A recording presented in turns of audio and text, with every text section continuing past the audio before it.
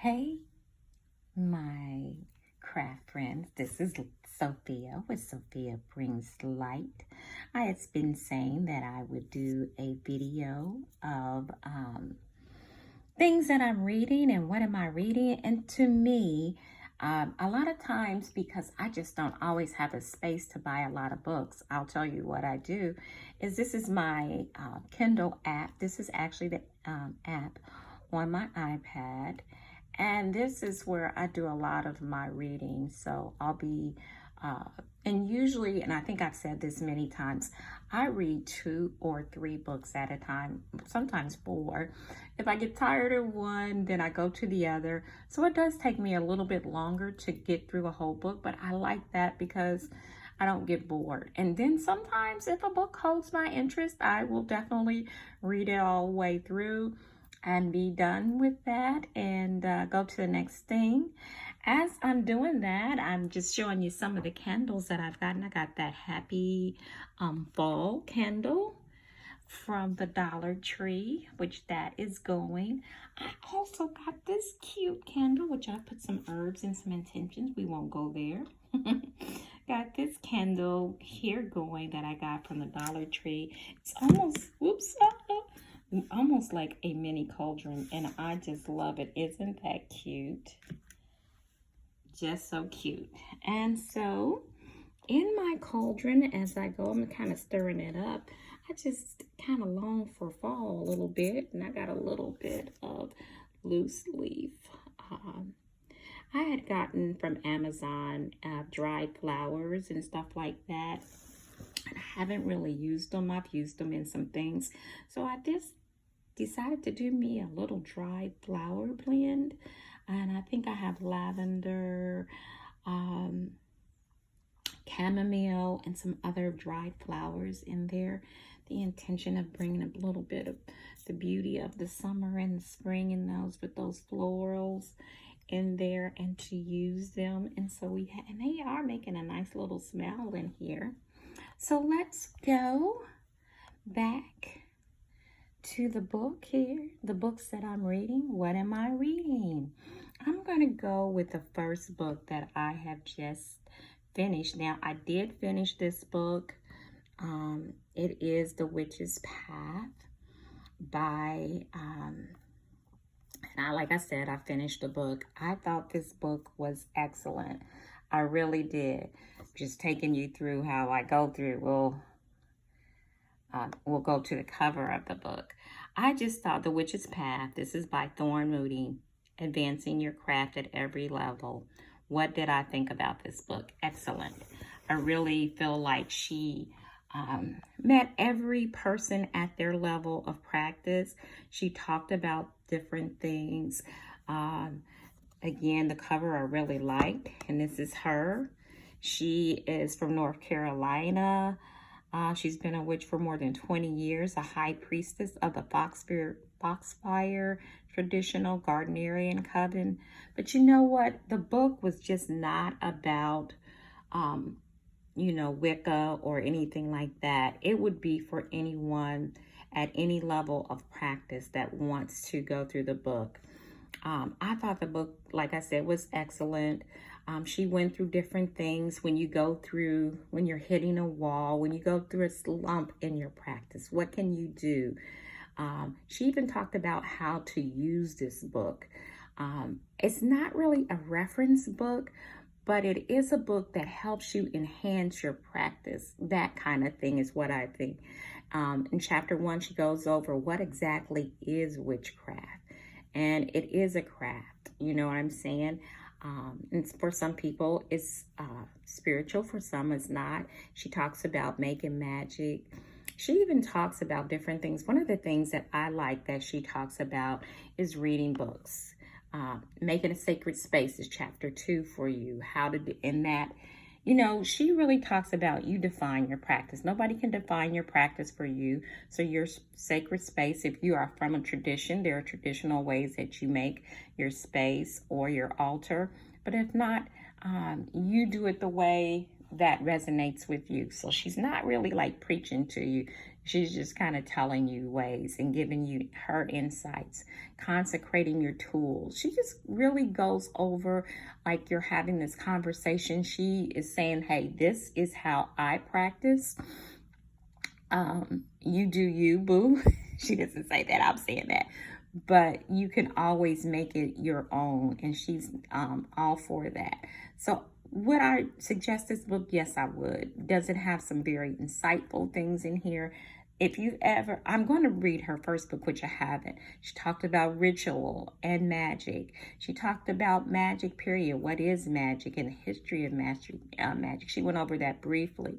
She talked about reading books and, when you do a book and you read it, but you haven't really done maybe the practices at the end of the chapter, that sometimes you may miss out on the whole thought process of the author of that book when you don't do that. And I'm gonna have to say I'm guilty of, sometimes I read books and sometimes I go through some of the practices, but I may not go through everyone. And I'm not gonna say just because I read Thora Moni's book and she said go through it that I will be going through that. I'm not saying that either. But I will be more cognizant of that, because sometimes you do miss the whole focus of where the author was trying to take you when you don't do that. So would I recommend that book? And that's one of the books I'm reading. Yes, I would. Awesome book. So that's one. I just started this book. It's called Practical Magic for Beginners.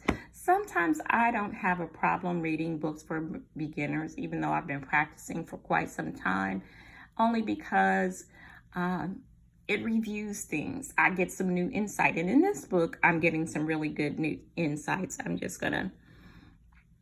It's a really good book. It is by, I have to get her name again.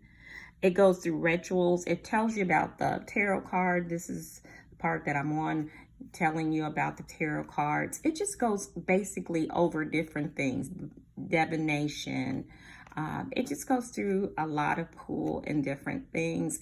Here it goes over crystals and has a nice little rendition for you of crystals. This is a chart here, but it goes over each crystal here. And this is the part which I kind of like, because sometimes, and their properties, like lapis lazuli, what she's saying here is associated with wisdom and clarity, that it comes with communicating with the divine part of yourself. The blue stone offers strength as you work toward healing your emotional wounds, and it encourages you to be compassionate with yourself. It holds wonderful energy for practice of divination, especially reading the tarot, because it gives you confidence in your abilities to understand the messages coming from your intuition. So it goes over using, here's another one, Desert Rose. I have to say that I've not worked a lot with it, but Desert Rose is a form of selenite, which I didn't know that. It gets its name, but it resembles a sandy rose. It gives you the confidence to tap into your higher self as it elevates your vibration. It is a stone that offers protection from psychic influences, whether you're practicing divination or seeking insight. It will help you to persevere with any project, especially those that align with your soul's purpose, and helps you create a vision for yourself. And I like that she gives you a picture of each of these stones. So that's good. So that's crystals. So I'm kind of going backwards. She's talking about energy and auras, the mental layer of an aura, the astral layer, the celestial layer, just different things that I'm going to have to say, even for a beginner. She goes over color therapy and colors in your auras, talks about meditation. So far, this is where I am, and I felt like, hey, this is worth me, paying my money back for it. If you don't mind, I'm going back to where I was. I was about 21% in the book, and I kind of don't want to lose that. So I'm going back. So this is where I was diving with divination. So we will close this book up. So I've been reading that, Practical Magic, and I'm trying to get the name here. Yep, it won't let me give it to you, but it is Practical Magic. So there is that. Then I'm working with this book right here. This is by Stella Cromwell, Wicca, Crystal Magic, A Beginner's Guide to Learning the spiritual meaning. And she goes over a lot more than crystals. She goes over crystals and herbs, making things, how you can use crystals again, the different crystals that you can use. So far, so good. I'm about halfway through this book. Crystals and herb spells, as I was saying there, she goes through that, how to make sleep pillows using infused oils, different teas, starting a magical garden. So, and I haven't finished it, but also a really good book and worth it. So, though I am not Wiccan, sometimes just the books that you can find have a Wiccan flavor, and I take what I want. If it doesn't really resonate with me, I don't worry about the rest. So those are 3 of the books that I'm reading. And then this one here, I know a lot of people have read. It's called Keeping Her Keys, an Introduction to Hecate's Modern Witchcraft. Very good book. I am loving it. I'm doing this book mostly to learn more about Hecate, and this is by Cindy Branham, Hecate's Modern Witchcraft. Very, very good book.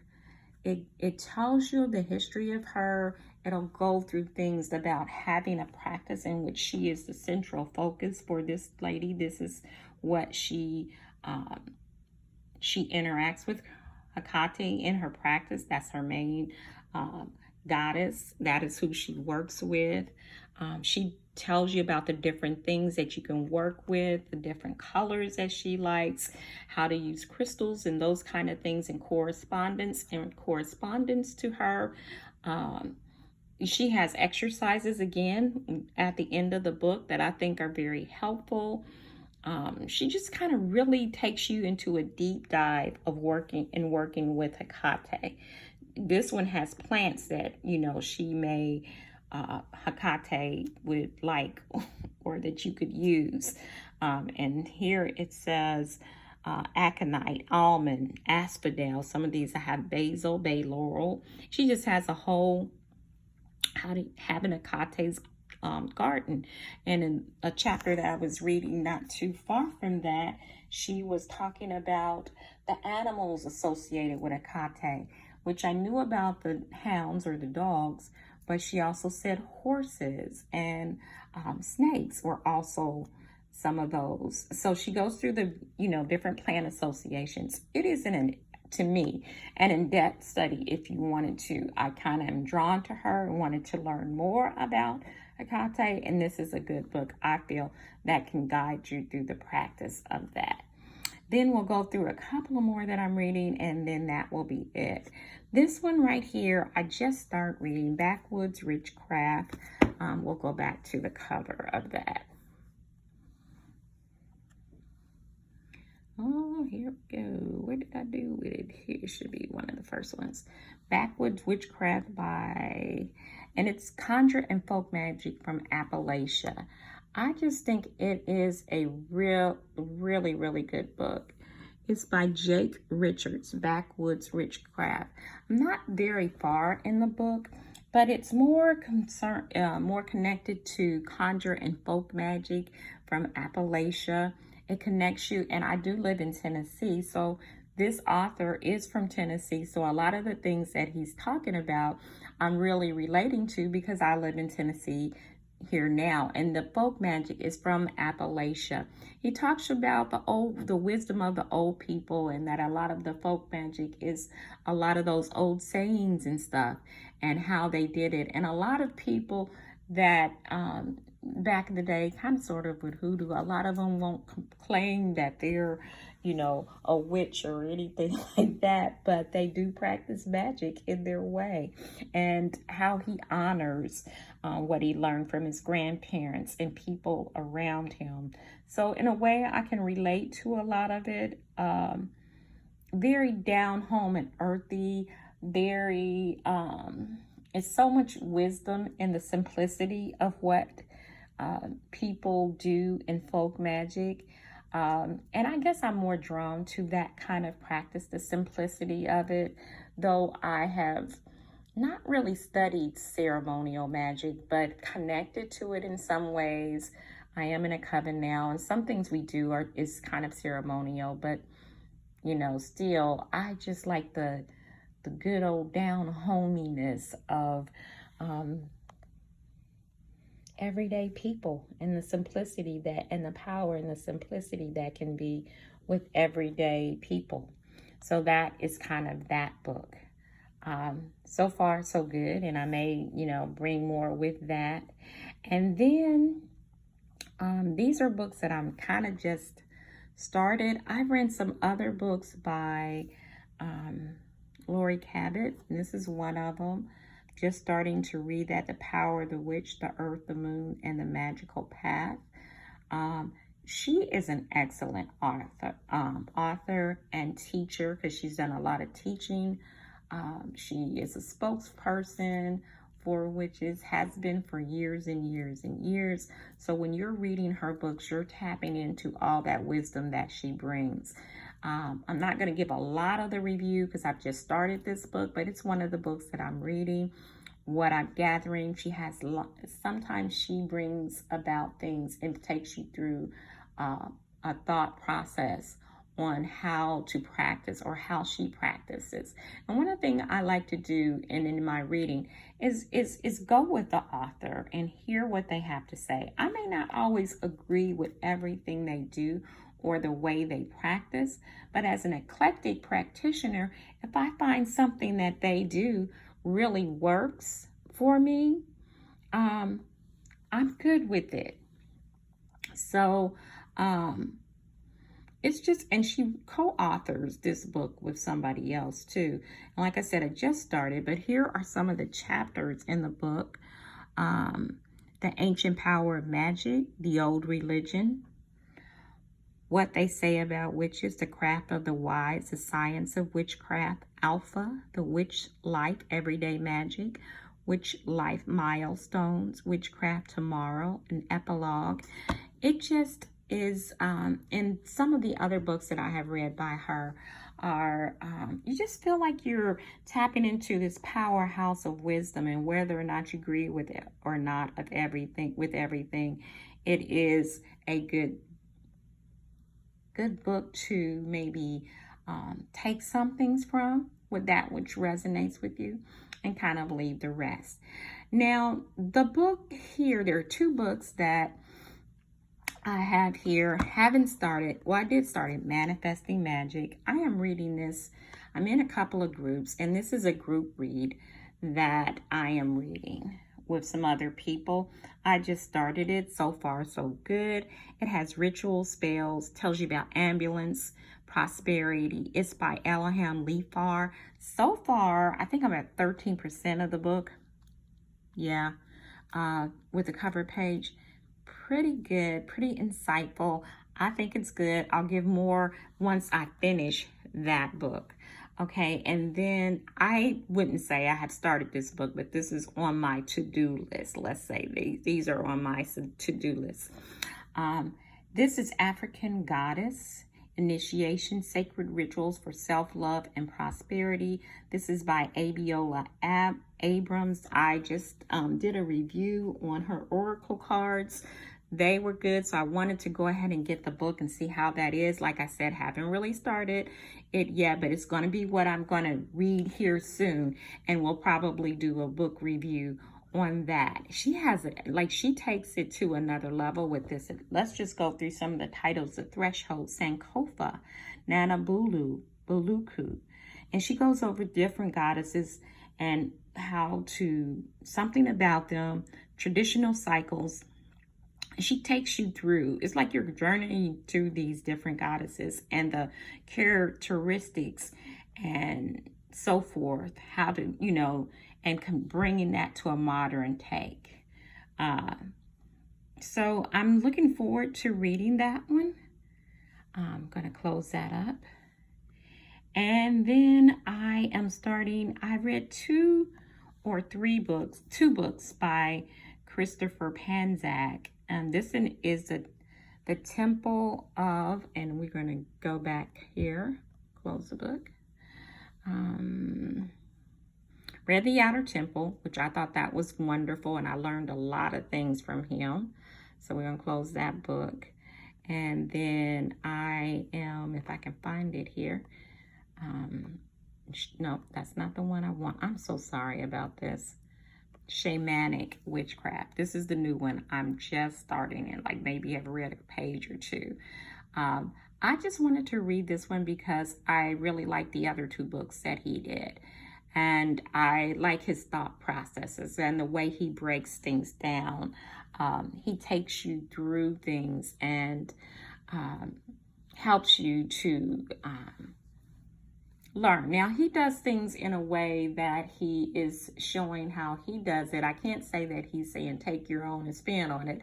I think that he comes from a very traditional practice, so he, lets you in on his practice.